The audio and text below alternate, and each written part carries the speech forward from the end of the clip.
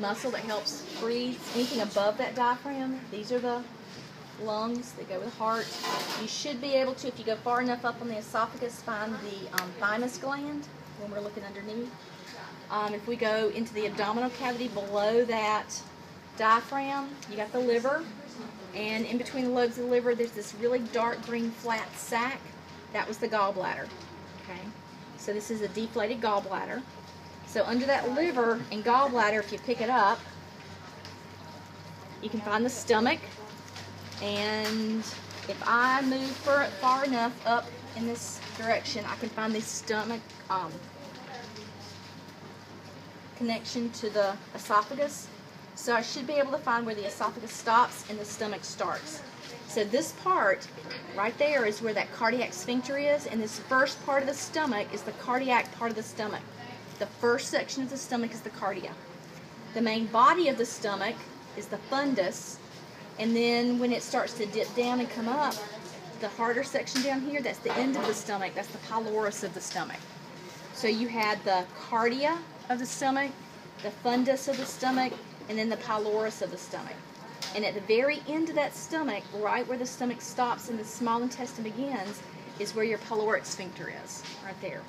So once the small intestine starts, this small intestine part is the duodenum, because the first section of that small intestine is the duodenum. The duodenum continues on through here and changes eventually into the jejunum and then the ileum. And finally it wraps around and joins with the large intestine. So this obviously is a large intestine. So if I follow this large intestine up to where it stops and that small intestine begins, can you see a difference in the size of those tubes? Mm-hmm. Yes. Okay. So this part of the small intestine, since that's the very last of the small intestine, if I pinned it, that would be the ileum. Okay, because that's the part of the small intestine closest to the large intestine. Where the small intestine stops, where the ileum stops and this large intestine begins, you have a little knot. That pouch right there is the cecum. It's not nearly as big as the cecum was in the mouse we saw, but that's the cecum, and that's where your appendix would be. Okay. So once we go through this large intestine, it has an ascending part and a transverse and descending part, and then it goes into the rectum, and the rectum, follow it further down that way. All right, what else is in here? You all took the greater omentum off, that big fat cavity that was massive stuff that laid across the stomach surface, that fatty apron. If you looked under the stomach and where that greater omentum was, you should have seen this darker, more solid organ at the base of the duodenum. So can you see, this is the duodenum, this is the bottom of the stomach, and can you see a solid organ in the mesentery right there? That's the pancreas. Okay? So all that stuff right there is the pancreas.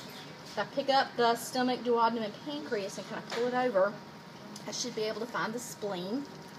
Okay, so there's the spleen. And then what's left back in here is that kidney. And you guys separated your kidney enough so that you could actually see the ureter that goes from the kidney down to the bladder. Okay. And then if we looked from the bladder out the vent, you'd be able to find the ureter. So if you separate and go through all this other fat and connective tissue, you'd find ureter. My fingers are actually on the ureter. Okay. This is the bladder, the round bag's the bladder, and the ureter is the tube right there. Okay. Then you had to decide if you had a boy or a girl. There's your kidney. Unless I'm missing something, you don't have any female reproductive organs. Did you have a boy? Look out here. You don't know. I thought they were all female. Yeah. We might have had an unknown. We might have had an unknown. There's a boy and then he got castrated. I thought they were all girls. You did. You took out this side of that oviduct. It's gone.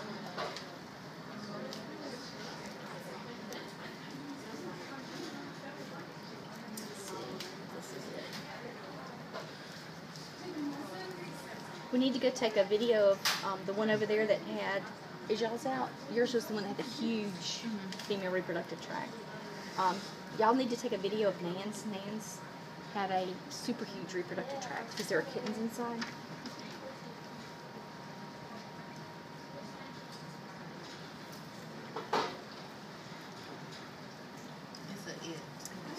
This is 3 different color cat.